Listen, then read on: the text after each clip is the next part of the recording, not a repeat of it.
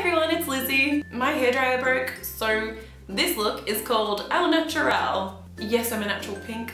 Today I'm going to be talking about Girl Online by Zoe Sogg, aka Zoella. There will be absolutely no spoilers in this video, so if you haven't read it, don't worry about it. I am not about to spoil it for you.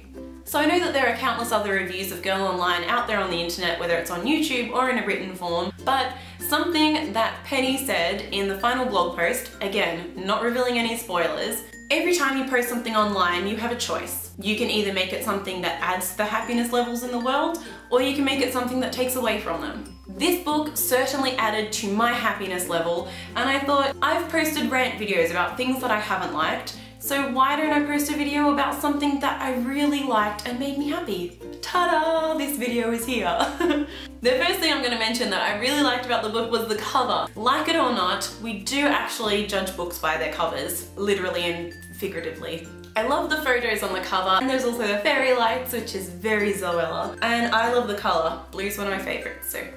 Secondly, I'm going to mention the character names. Try as we might, we all have good and bad associations with names. Just ask anyone who's trying to name their baby. Thankfully, I only had good associations with the character names in Girl Online. There have been a number of reviews online that call Girl Online a romance novel. I have a bit of a problem with that because yes, there are romance parts in there. Is it a romance novel?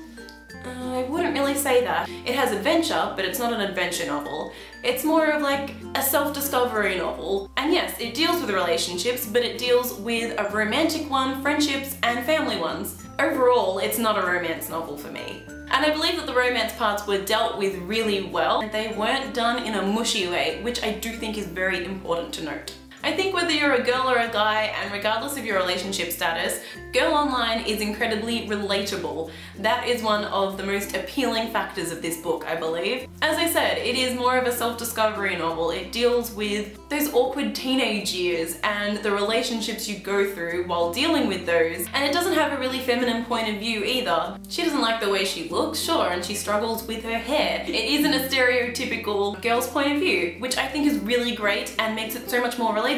I read this book in 3 sittings, and one of them was when I went to bed at, must have been just after midnight. Next thing I knew, it was 3:52 AM.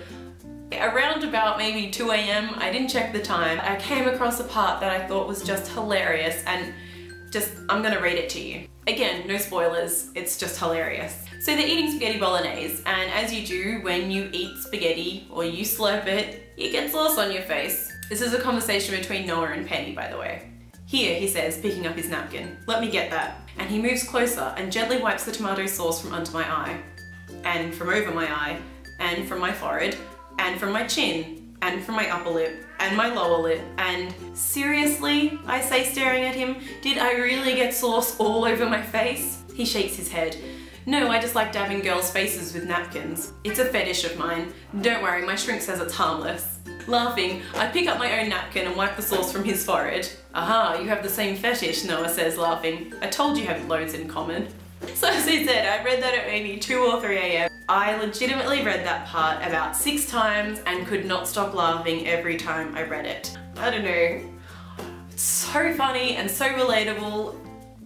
Books. Freaking love books. Okay. I think I do have to mention the issue of the ghostwriter, Siobhan Khorram. The thing is that Zoe is a really busy person, whether I'm talking about her 2 YouTube channels, the other work she does for other channels on YouTube, and not to mention the collabs. She also does countless other things that we don't even know about, and she's just busy all the freaking time. Yeah, I think it was a little disingenuous how it was marketed to make us think that Zoe wrote it 100%, but when the news broke of the ghostwriter, I wasn't shocked, to be honest. I kind of thought, well, of course, that makes sense. I don't think people realize how common it is to have a ghostwriter, and yeah, it's really not that big of a deal to me.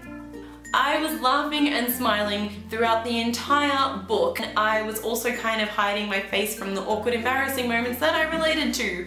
Of course, I kept reading because that would be weird if I just sat there for the rest of the thing going, I can't read. No, that's not cool. Do I want to be Penny and or be best friends with her and Elliot? Yes. Do I want to go to Brighton? Yes. Do I want a Noah of my very own? Yeah. Do I want to go to New York and Brooklyn? Yes and yes. To be perfectly honest, I was actually really surprised at just how much I loved this book.